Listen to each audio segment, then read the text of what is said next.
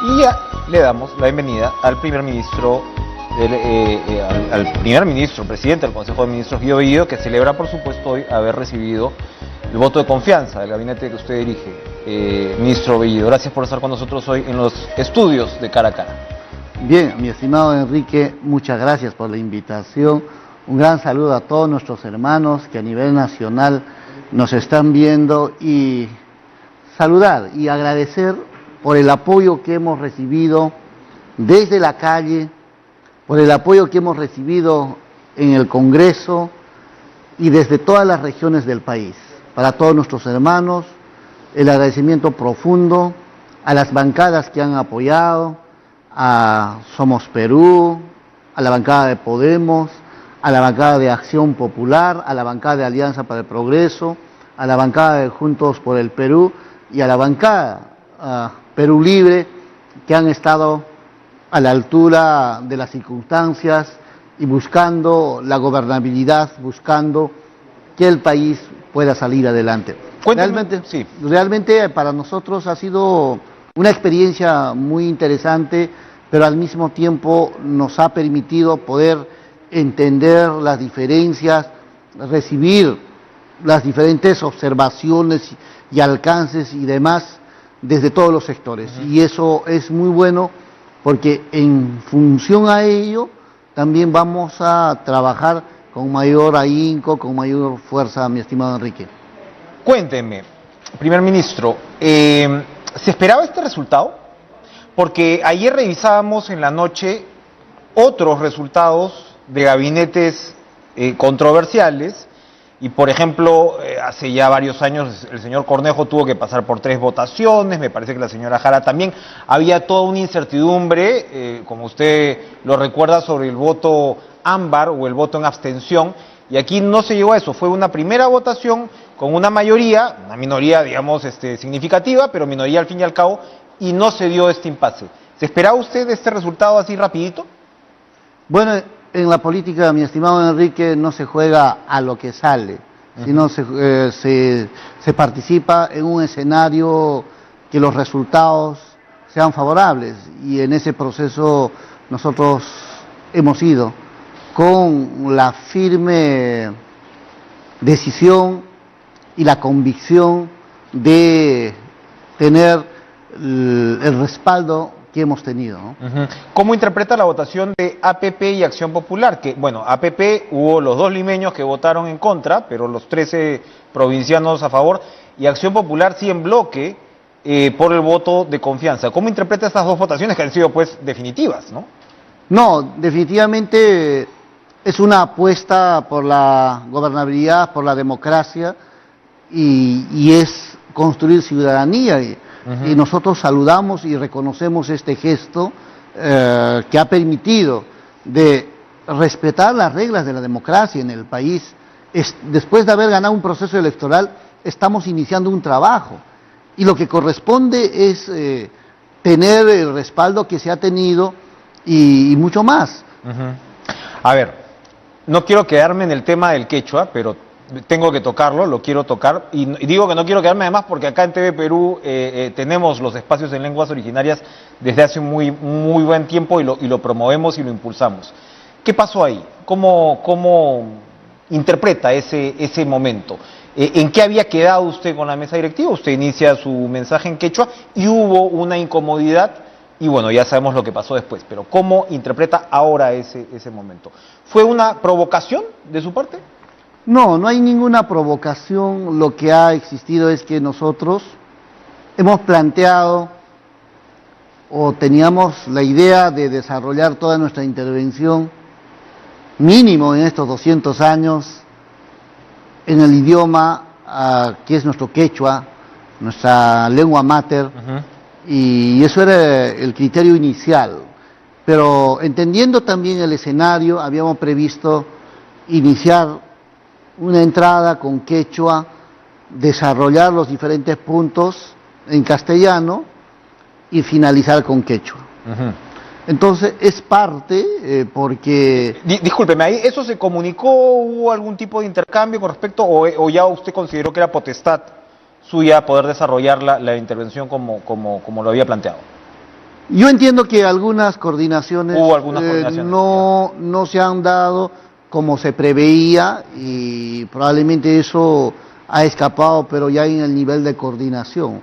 Nosotros hemos tenido claro los criterios bajo el cual teníamos que participar, pero sin embargo en el plano de las coordinaciones no se han dado, pues, no como uno prevé. Suele pasar estas cosas. Hubo una... claro, son literalmente malentendidos, digamos, problemas, ¿no? Más que malentendidos. Descoordinaciones de repente. Claro. Ahora, yo escuché a una congresista fujimorista, la señora Moyano, decir, en quechua o en cualquier idioma originario, el tema debe ser donde este prevalece. Usted hizo una defensa, se refirió incluso a su señora madre, a sus orígenes al final y demás, del por qué. Hay este otro sector que dice, no, si vas a hablar en quechua es donde el quechua prevalece, no tienes por qué hablar en quechua si la mayoría no lo habla. ¿Cuál es el argumento ahí, por favor? No, la congresista creo que olvida, ¿no?, que el país en su integridad, y cuando uno es congresista, representa a los más de 33 millones de peruanos. Las decisiones que se toman en el Congreso también están orientadas a ellos, y ahí hay que tener un poquito de tino, de comprensión. O sea, no se trata de que uno puede decir, ¿no?, como no son la mayoría, simplemente nos olvidamos. Es más, hace más de 500 años nosotros éramos mayoría. Y hoy seguimos siendo mayoría, pero lo que pasa es que aún todavía no entienden que cada uno de nuestros hermanos tenemos nuestras raíces, provenimos de las comunidades campesinas, nuestros padres provienen de ahí, por más que uno haya nacido en el radio urbano de las grandes urbes como Lima.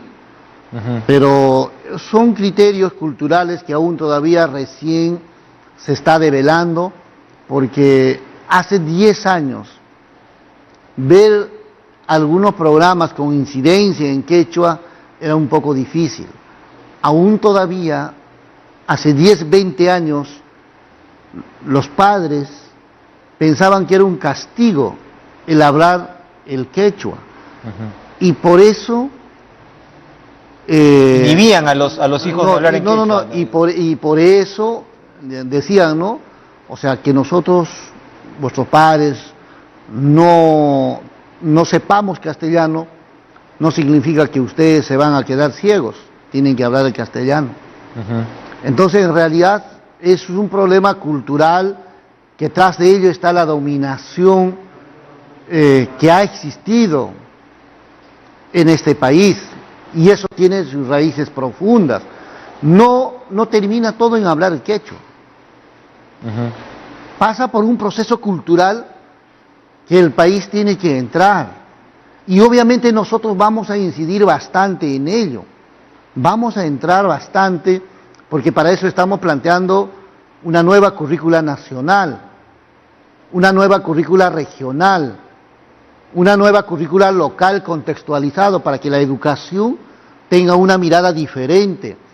Por eso nuestro presidente de la República, el profesor Pedro Castillo Terrones, plantea que nuestros niños deben acceder en materias, por ejemplo, como filosofía, en materias como economía, materias de historia, educación cívica, educación tributaria, educación, incluso educación física, que no está tomado en mayor preponderancia, deben ser tomadas con mucha seriedad.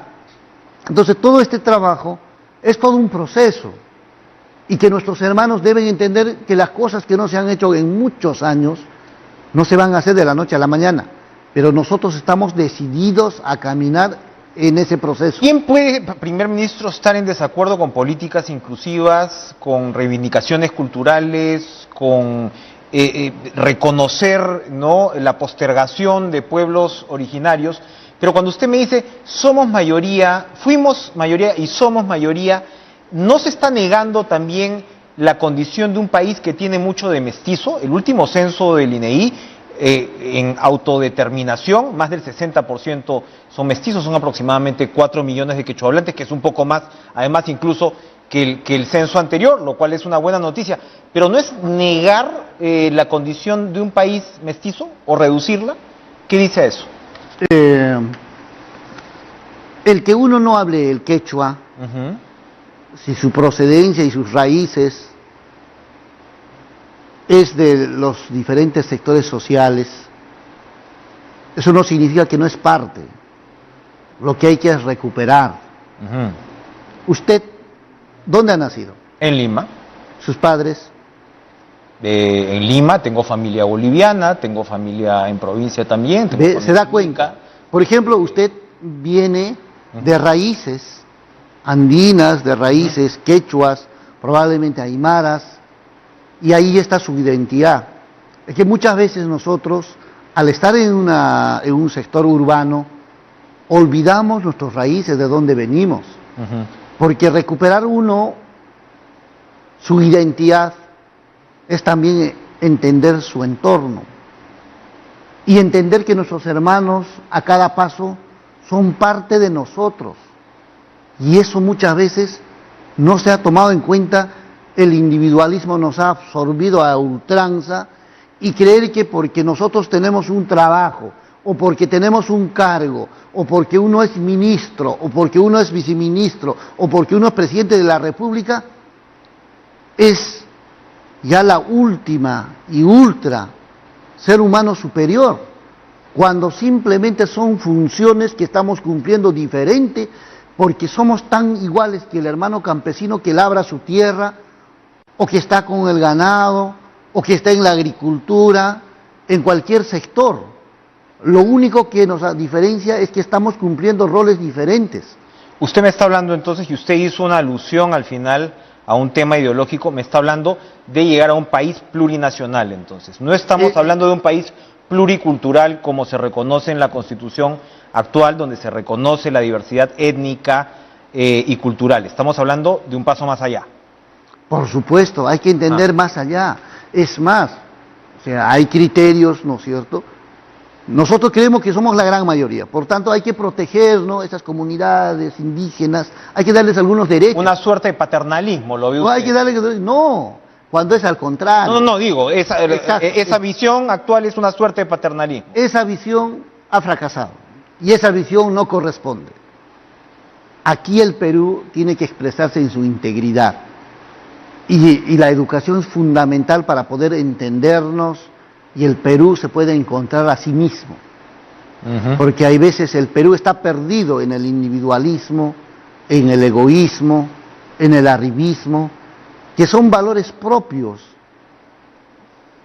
de un sistema individual, de un sistema que busca la rentabilidad, y que en la mañana, mediodía y noche es rentabilidad.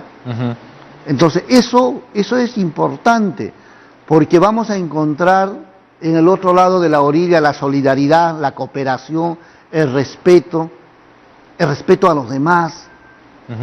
Lo que, por ejemplo, en el Congreso hemos visto, no tienen por qué desesperarse. Si hubieran hablado alguien en el Congreso en inglés, yo no creo que se hubieran comportado al mismo nivel. Se hubieran comportado quietitos, tranquilitos, escuchando el inglés. Mire, primer ministro, reconozco que usted utilizó esos símbolos de manera bien persuasiva, o sea, bien eficaz, bien efectiva, y eso estuvo claro, y yo creo que al final también ha redundado en el resultado de la votación, porque además tenemos un Congreso de mayoría provinciana. Entonces, allí, por ejemplo, lo veíamos, ¿no?, en bancadas como APP, en bancadas como Acción Popular, tienes esa mayoría provinciana y ustedes están hablando bien ahí. Pero cuando usted me habla de estos valores individualistas, etcétera, allí le van a decir comunista.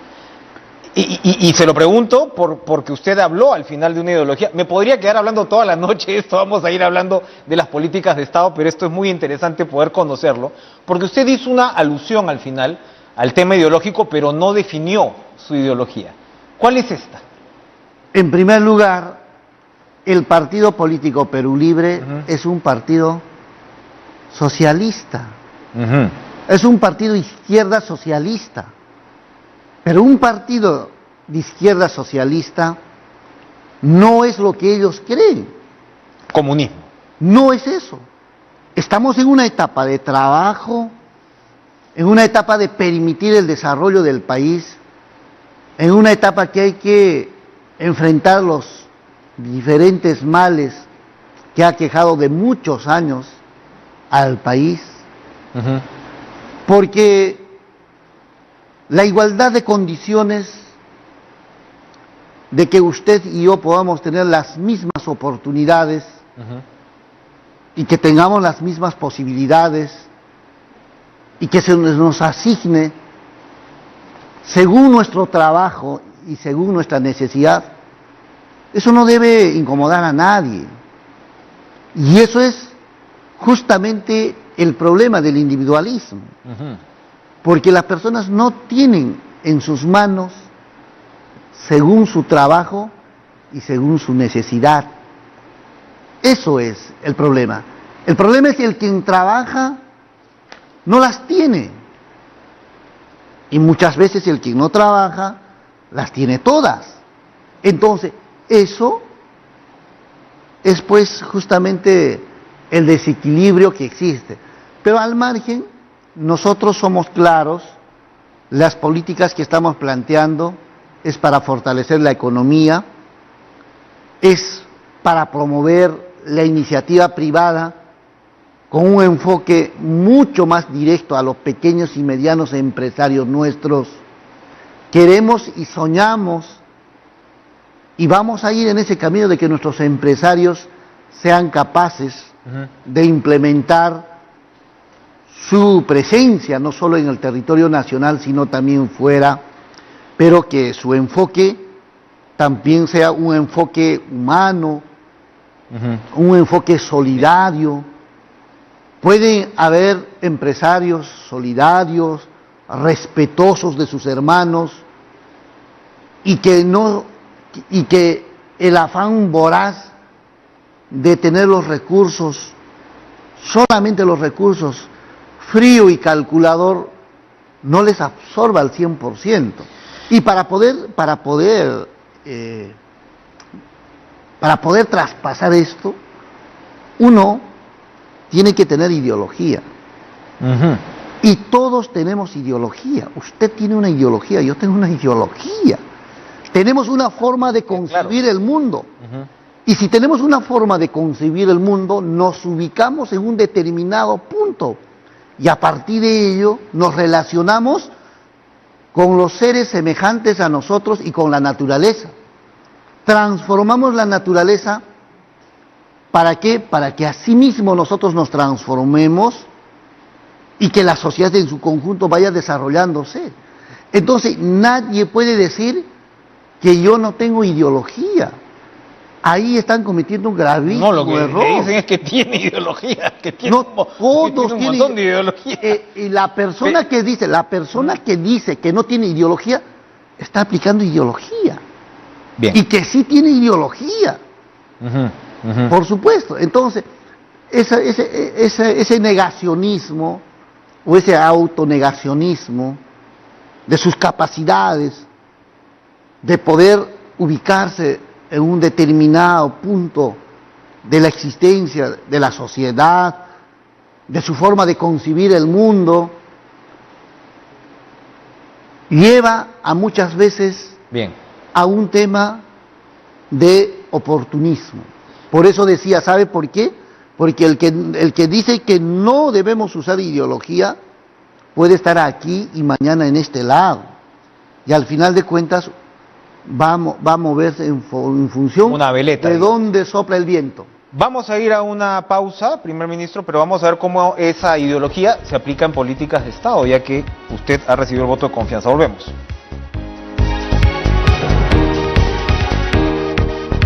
Primer ministro, obtenido el voto de confianza, escuchamos ahora a varios de los ministros que no han estado en controversias, por decirlo así, luego de su última intervención. Luego se ha señalado que podrían haber ajustes. RPP lo cita usted, corríjame si no es así, que si no los dejan trabajar juntos serán cuestión de confianza. Eso lo interpreto como que usted apunta a que va a seguir con este gabinete sin ajustes. Cuéntenos, por favor, aclárenos la situación. Bueno, en primer lugar, una gran mayoría ha dado confianza a este gabinete. Y si la mayoría ha dado confianza a este gabinete, hay que entender en todo caso que las minorías tienen que respetar eso. Pero si mañana empiezan y van a iniciar a interpelar y demás, porque tienen el claro objetivo de querer vacar al presidente de la República, y el Perú no se va a quedar de manos cruzadas. Los peruanos no van a permitir eso. Entonces hay herramientas en esta Constitución contra ese tipo de actos que desestabilizan al gobierno. Y las herramientas están claras. Cuestión de confianza. Esa es una herramienta y hay que darle uso cuando sea necesario. Y yo creo que si el día de hoy hay una gran mayoría, nos están dando la confianza para trabajar y mañana aparece alguna persona en ahí con actitudes, ¿no es cierto?, fascistas, queriendo generar la división, queriendo entorpecer el trabajo cuando deberían cooperar en el trabajo que se viene desarrollando, hay que tomar las herramientas. Clarísimo. Ahora, un caso como el del ministro de Trabajo, Iber Maraví, que ha sido también criticado, usted ha reiterado que no tienen relación con elementos violentistas, afines a Sendero Luminoso, etcétera. El caso del señor Maraví ha aparecido él en unos atestados, número 1, y número 2, fue también acusado como autor intelectual de una destrucción de edificios de la administración ayacuchana en el año 2004, era secretario de Sute Huamanga en ese momento, lo recuerdo porque estuve además en Ayacucho y fue una destrucción realmente dantesca, lamentable. ¿El caso de Iber Maraví le preocupa en particular? Lo que pasa es que nosotros hemos tenido conversación con el ministro de Trabajo. Él indica que nunca ha sido responsable de tales acusaciones, y cuando uno es dirigente, todo lo que pasa a veces es responsable. Entonces, ahí yo creo que hay que medirle al ministro a partir de su trabajo, y al presidente y quien habla siempre estamos pendientes de ello. Entonces, tal vez los resultados de su trabajo sea que el que determina su permanencia o su retiro, pero que no sean las pasiones, los odios, y que no sea esta suerte que yo veo de haber creado el famoso terruqueo y querer sacar. Yo ya había dicho antes, seguramente han revisado mi cuenta de Facebook y demás, claro, y Twitter, y en ahí, bien comentado. Y algunos mensajes nosotros hemos puesto en enero de este año.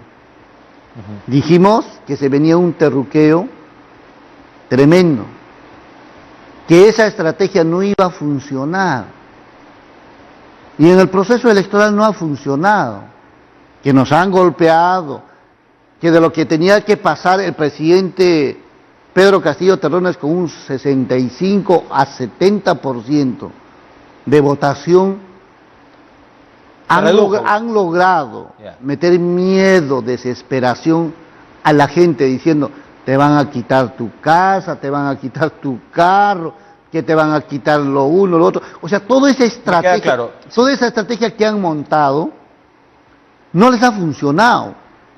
Y a veces hay que reflexionar, pero no quieren reflexionar.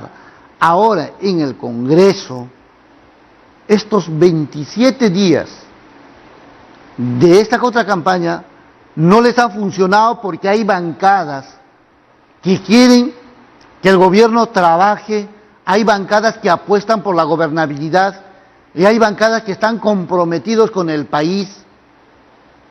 Entonces, no creo que van a continuar en ello. Bien, pero porque continuar en ello prácticamente se estarían poniendo en contra del país. Porque, en primer lugar, no existe terrorismo en nuestro entorno. Pero sí existe rechazo al terrorismo, muy, muy marcado. No, el rechazo al terrorismo que ha hecho daño en el pasado está bien, pero en este momento yo no veo una sola persona en este momento en el entorno que esté vinculado. Nosotros a diario nos encontramos con los trabajadores, con ellos. Toda la gente está pensando en trabajar, en oportunidades laborales, en las deudas que tienen con los bancos, en la educación de sus hijos. Y esas son las prioridades que el gobierno va a tener, eso por es supuesto, lo que demostrar con su trabajo. Pero hay un punto importantísimo para el que usted también haya obtenido esa confianza con esas dos bancadas en particular. Usted no tocó el tema de la Asamblea Constituyente. Eso quiere decir que en la política de gobierno no va a estar la Asamblea Constituyente como tal. Eso fue, digamos, visto como un elemento conciliador, indudablemente. ¿Cómo la ve ahí? Mira, ¿quién plantea, bueno, en el marco constitucional, obviamente, la reforma total de la Constitución? El Congreso. El Congreso, pero ¿quién inicia? Hay una recolección de firmas. No, en el 2021, ¿qué diga? En el 2001. La bancada de Acción Popular. Entonces ustedes con Paniagua. buscan convencer a esta bancada. Con Paniagua. No, hubo una propuesta de reforma una propuesta constitucional que ya del gobierno se ha votado de transición, claro que sí. en una primera legislatura. Pero por supuesto. Entonces, no tendría que ser una asamblea constituyente. Por eso, quien diga, pero los diferentes mecanismos, mientras que estén en el marco del derecho constitucional, cualquiera, pero para eso somos seres humanos, para conversar, para dialogar. Y se dialogará y se conversará, pero también es importante que lo que hoy día nosotros hemos planteado son las actividades y las acciones que se tienen que hacer en estos meses, en estos días que vienen. ¿Cuáles son las más importantes de esas acciones? Para nosotros, así, directamente, rápidamente. Directamente. En primer lugar, en el tema de la salud hay que controlar el tema de los contagios y hay que prepararnos con todas las herramientas que tengamos para una tercera ola, y esa tercera ola no pueda encontrar por irresponsabilidades espacios para quitarnos algunos seres queridos. En parte los que no se quieren vacunar, ¿verdad? Por eso estamos trabajando en ello. Hay que vacunar a lo más que podamos. Hay que prever la cantidad de oxígeno que debemos tener, que en eso el ministro de Salud está trabajando duramente, y estamos previendo también la suficiente dotación de vacunas después de lo que ya está programado para que llegue, que falta aproximadamente 1,5 millones de vacunas en lo que queda de estos días, y que va a haber una muy fuerte dotación en septiembre. Entonces es importante. Hay que fortalecer la atención primaria para que nuestros hermanos puedan tener todas las herramientas necesarias. Esta es una cruzada en realidad, porque el tema de la pandemia amenaza la existencia de la humanidad, de todos los peruanos. Y está relacionado, primer ministro, con la economía. Franque hizo también una intervención ahora, y lo que necesita ahorita la gente es chamba. ¿Cómo se va a impulsar? Ahí tenemos claro qué es lo que estamos planteando, y que obviamente a través de los gobiernos locales y las regionales vamos a implementar. a través de un decreto de urgencia, se les va a asignar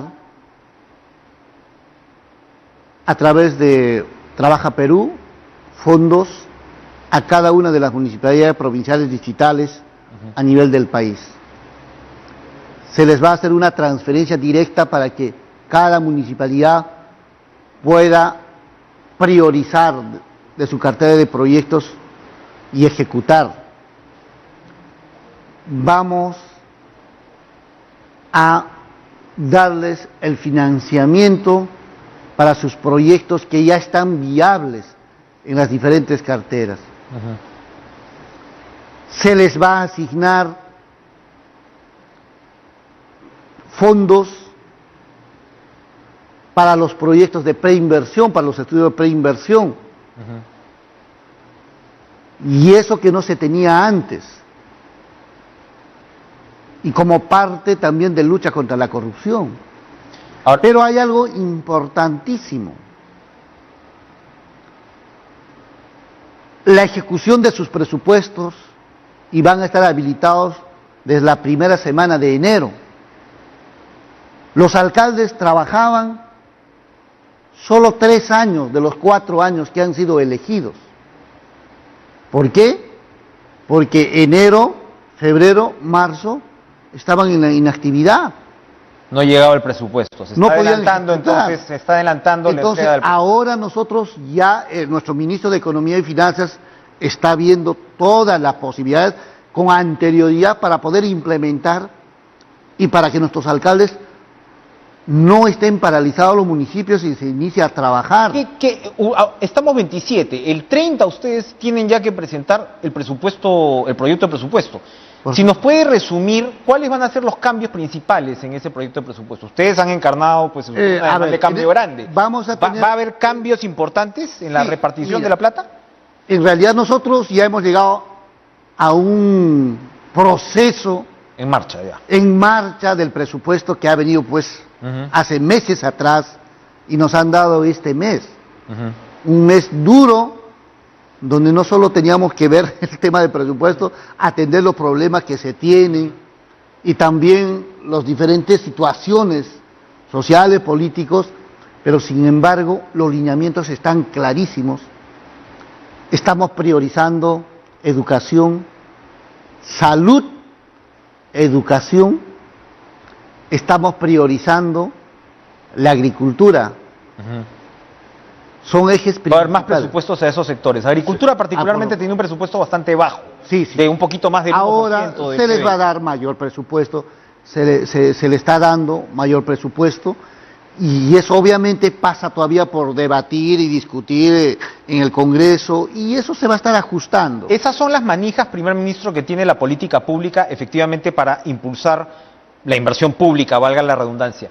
¿Cuál es el mensaje que le van a dar a la inversión privada para que no se chupe? No, la inversión privada, en primer lugar, es fundamental, por supuesto, vamos a garantizar nosotros que los acuerdos comerciales que existen, que continúen y estos sean más fortalecidas. Hacer mayores acuerdos donde el Perú tenga en las mismas posibilidades también de ofrecer los recursos que tenemos. Hay muchas cosas por trabajar. Fíjese nomás que tenemos una empresa como Enaco de la hoja de coca, y Enaco está desaparecido. Bueno, antes se ha visto que el potencial comercial de la hoja de coca no es tan grande como se quiere ver, ¿no? Pero, hemos visto chachando hoja de coca, evidentemente usted es defensor si se puede, del tema. Si se tiene la política de vida, de industrializar realmente y darle los diferentes usos, va abriendo mercado. Va abriendo mercado. Entonces aquí lo más importante... ¿Pero qué le dice al inversionista privado que está diciendo el gobierno de Castillo todavía va a tener un sesgo estatista, nos va a bloquear las inversiones, nos va a poner trabas?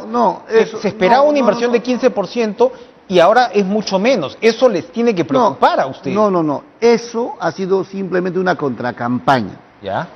Nosotros en ninguna parte hemos dicho que vamos a ir en contra de la inversión privada. La inversión privada que no esté involucrada con hechos de corrupción, la inversión privada que no se convierte en monopolio y oligopolio y hace lo que quiere. O sea, al margen de ello, la inversión privada honesta, transparente, que trabaja y gana el mercado, va a tener todas garantizadas. Nosotros no vamos a entrar ahí, lo único que nosotros vamos a hacer es que vamos a fortalecer que nuestra educación esté pertinente, con el presupuesto que requiere y cada vez más en franco ascendencia. La salud, que a través de la inversión pública se puede generar trabajo, se pueda atender a los más vulnerables, que los niños huérfanos que tenemos, que han fallecido su padre, su madre, por la pandemia, sí, y que están abandonados, tengan la atención debida, que el Estado les dé la posibilidad al menos de darles lo que necesitan. Sé que nosotros no podemos garantizar a sus familiares perdidos, pero sí podemos garantizar un Perú donde puedan tener una educación al igual que todos, bien, donde puedan tener salud, donde puedan tener vivienda. Esos temas es importante. Son los objetivos que hay que compartir sin duda alguna y que deberíamos estar todos de acuerdo. Donde hay muchos que no están de acuerdo es con el posible traslado de líderes terroristas a penales comunes o al penal de Ancón, y se ha hablado también del traslado de Alberto Fujimori. Estos temas van a seguir adelante. Lo primero ya está en un decreto supremo como posibilidad, y lo segundo, el propio ministro de Justicia ha señalado que se está considerando el traslado de Alberto Fujimori. Keiko Fujimori ha dicho que esto sería un homicidio. ¿Qué piensa al respecto? ¿Se van a realizar esos traslados? Lo primero, eso es, digamos, el ministro de Justicia y Derechos Humanos lo viene trabajando en la medida que sean necesarias en función a la seguridad nacional, en función a cumplir las normas que están establecidas, se darán.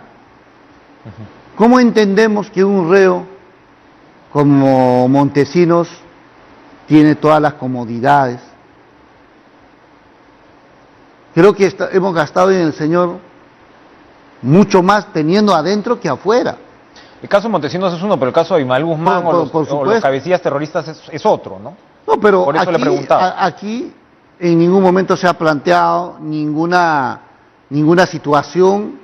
Creo que aquí las cosas son de manera individualizadas. El ministro de Justicia ha tomado decisiones respecto a un recluido, y es eso. Y si se toman decisiones sobre cualquier otro, en su momento sustentará. Incluido Alberto Fujimori. No, incluido en todos los que están. No se han tomado las recluidos. decisiones todavía, entonces. No, de ninguna manera. Lo que sí es que hay normas en el país, hay reglas establecidas, y todos estamos obligados a cumplir ellas. Premier, le voy a hacer una pregunta. La vez pasada le hice una pregunta por Zoom y usted me decía que lo había hackeado. Pero le voy a hacer la pregunta porque yo creo que usted debería aprovechar la plataforma de TV Perú que llega a todo el país. Si usted le tiene que decir al país, a los ciudadanos del Perú, ¿qué lealtad le guarda al señor Vladimir Cerrón, que es el jefe de su partido, donde usted ha hecho su carrera política final y ahora ostenta una autoridad muy grande? ¿Y cuál es la lealtad que le guarda al presidente de la República, Pedro Castillo? ¿Qué respondería? A ver, es importante entender qué es un partido. Un partido se concibe un conjunto de personas que tienen coincidencias ideológicas, políticas, que tienen un programa, que tienen un ideario, producto del consenso, y todos se sujetan a ese programa, a ese ideario. Y para sujetarse a ese programa, a ese ideario, uno es militante. Entonces no se trata de personas. Lamentablemente en el país se ha degenerado los partidos políticos. Y no se han tenido partidos políticos. Lo que se han tenido es empresas privadas que parecían partido político. Ojo que hay investigaciones con Perú Libre, ¿no? Ojo, No, también hay techo de cristal. no, o sea... pero termino, yo claro. todavía no he entrado estoy hablando de teoría de partido político, no he hablado todavía de Perú Libre. Entonces, ¿qué le debe un militante a un partido político? Cumplir con el ideario, con el programa, mantenerse en esa orientación, que está al margen de una persona u otro. ¿Qué le debe un militante que es o que pertenece a un comité ejecutivo distrital? Que debe ser militante y cumplir los acuerdos que se tienen en ese comité, y que tiene que ser orgánico. Sus derechos y sus deberes están en el estatuto. En la misma dimensión es a nivel nacional. Entonces, no hay que generar atribuciones, propiedades, al margen de lo que acabo de manifestar. Nosotros tenemos un partido político en lo que sus militantes nos preocupamos, buscamos que recuperen los partidos políticos el sitial que corresponde. Pero ahora usted es presidente del Consejo de Ministros de un gobierno. No, pero no, le estoy explicando. Entonces, eso es de un militante. Pero en este momento, si usted me pregunta a mí, yo en este momento, ¿cuál es la tarea y el papel que yo cumplo y cuál es lo que me encomienda el partido? Primero, ser leal al Perú, trabajar por el Perú, buscar que el gobierno tenga resultados. Esas son las tareas que hoy llevo yo. Es la tarea que tengo que cumplir. Y eso respetando y marcando distancia con las funciones eminentemente partidarias, con la responsabilidad nacional. Entonces aquí... En este momento no tiene lealtad al señor Cerrón, para ser exactos. Mira, veamos de esta manera. Nuestro secretario general, su radio de acción está circunscrita a los militantes dentro del partido. Yo en este momento soy funcionario público. Sin duda. Como tal, me debo a todo el país y todos estamos obligados en esa línea. Y lo que sí debo rendir cuentas es en el momento que vean por conveniente al Congreso de la República, a la Contraloría General de la República, al CANSAR y a los diferentes entes, a los ciudadanos, al presidente de la República. Eso se tiene que empezar a fortalecer y trabajar. Perfecto. Presidente del Consejo de Ministros, muchas gracias por acompañarnos esta noche, particularmente en los estudios. Siempre es bienvenida una entrevista en estudios en esta pandemia tan difícil que estamos viviendo. Gracias por estar con nosotros. Mi estimado Enrique, muchas gracias por darme la oportunidad de llegar a nuestros hermanos. Muchas gracias, queridos hermanos, por haberme escuchado. Enrique, muchas gracias. Un gran abrazo. Puncha camaña guayricuna paraicuna. Tu paroco sunches. Añay guayricuna. Gracias Guido Bellido.